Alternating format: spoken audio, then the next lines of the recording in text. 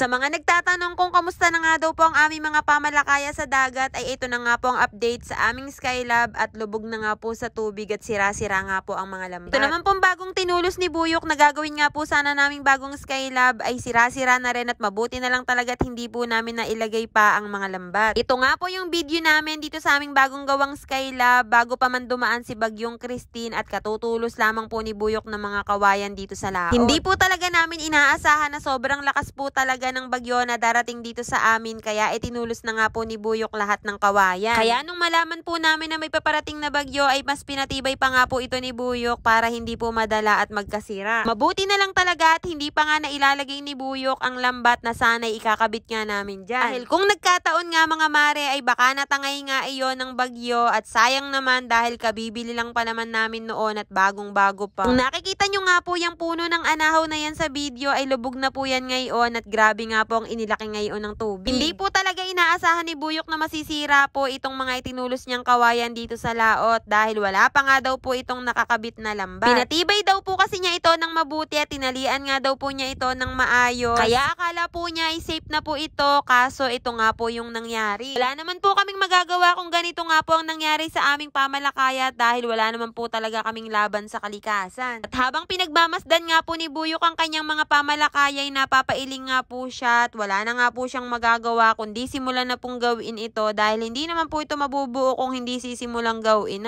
Kaya ito nga po mga mare, pinagkanaw ko na nga po siya ng kape para makapagsimula na po siya sa kanyang trabaho. Nagbaon nga rin po kami ng lugaw dahil hindi pa nga rin po kami nag-aalmusal sa bahay at pati nga rin po ako ay kumain na. Yung Skylab naman namin na malapit sa aming nayon mga mare ay nawala na nga ang mga tulos at mabuti na lang talaga at nakuha nga namin ang lambat bago pa man dumaan dito si Bagyong Christine. Yan nga yung video ni Buyok habang tinatanggal nga niya yung lambat mga mare at dinala nga namin dito sa may pulo para kahit papaano ay maging safe. Worth it naman ang pagod ni Buyok ng mga oras na yan dahil nailigtas nga namin itong isa naming lambat kahit nga medyo luma na nga iyan ay mapapakinabangan pa rin. Pagkatapos nga ng bagyo ay binalikan nga ito ni Buyok at salamat sa Diyos dahil nandun pa rin naman ang lambat at wala ngang kumuha at di nga natangay ng hangin. Iba pa rin talaga ang nagagawa kapag naghanda ka sa tuwing may paparating na bagyo, kaso nga lang mga mare hindi pa rin talaga maiiwasan na may masira kagaya nga nung cage namin na malapit sa aming nayon at talagang nasira nga at nagkamatay nga ang mga laman. Yun nga yung cage na araw-araw nga naming inaangat ang takip at nakakahuli nga kami doon ng maraming ayungin, kaso nga lang ngayon nga mga mare ay patay na nga yung mga laman noon na tilapia sa loob. Nalulungkot talaga ako mga mare dahil pinaghirapan nga namin yun ng aking Buyok at araw-araw nga namin yung pinapalautan. Kaso nga lang ay wala na talaga tayong magagawa kundi bumangon uli at maghanap buhay para sa ating pamilya. Kaya eto, maaga nga kami pumalaot ni Buyok ngayon para ayusin yung pangalawang Skylab namin dito sa likod ng pulo ni Don Silverio. Napakaganda nga ng umaga ngayon at kagaya nga ng sikat ng araw ay magpatuloy pa rin tayo sa buhay. Kaya sa mga kagaya nga naming nasiraan ng mga panghanap buhay sa dagat ay bangon ulit tayo, laban lang. Ganyan talaga ang buhay. Kasama yan sa laban natin. Eto nga ang aking Buyok mga mare at sinisimulan na nga niyang gawin itong aming Skylab at ang una nga niyang ginawa ay pinagtataas nga muna niya ang mga kawayan. Ilang araw na lang kasi mga mare lulubog na nga ito dahil patuloy nga sa pagtaas ang tubig dito sa lawa. Skylab nga muna ang una niyang ginawa mga mare bago nga ang aming cage dahil itong Skylab nga daw ay huhuli at ang cage ay hindi. Ilang kawayan nga rin ang nawala doon sa mga itinulos ni Buyok sa laot at marami rin kaming kawayan na nagkasira or nabali doon sa aming cage. Pansamantagal na nga lang muna itong ginawa ni Buyok para kahit papaano nga daw ay makahuli ito ng mga isda at saka na nga lang daw niya ulit ito patitibayin. Bibili pa kasi kami ng mga bagong kawayan dahil kulang-kulang na nga ang mga kawayan na aming gagamitin. Ang goal nga ng aking Buyok ngayon ay magawa nga muna itong mga Skylab bago nga ang aming mga cage. Nandun lang naman daw ang aming mga cage mga mare, kaso nga lang ay nagkabali nga ang mga tulos nito. Kaya sabi nga ni Buyok ay kakailanganin pa nga daw namin ng mga 100 kawayan pa, kaso nga lang ay nagkakaubusan na nga rin ng kawayan dito sa dami nga ng mga nasirang fish pen. Medyo natamgots na nga si Buyok sa paggagawa nitong aming Skylab mga mare, kaya kaya eto't nagmerienda nga muna siya. Kung kanina nga ay halos lumubog na nga ang aming Skylab, pero tingnan nyo naman ngayon mga mare at medyo tumaas-taas na nga. At dahil napakainit na nga rin ng sikat ng araw at medyo tanghali na nga rin ng mga oras na yan, kaya nagdesisyon na nga rin kami ni Buyok na umuwi. Tuwing umaga nga lang gumagawa si Buyok dito sa laot dahil kapag tinanghali na nga siya ay medyo masakit na nga sa balat ang sikat ng araw. Yan nga palang nakikita nyo sa video mga mare yung cage namin na malapit sa aming nayon pati yung aming Skylab. Grabe nga mga mare, nakakaiyak ng pagmasdan niyang aming pamalakaya at pati nga si Yokbo ay biglang naglaho. Guys, wala na ang aming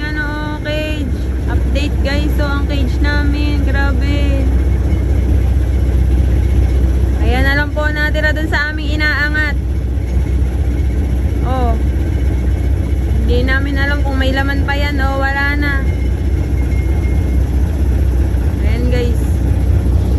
Update sa aming cage. Wala na. Wala na kami aangatin guys. Nakakalungkot naman.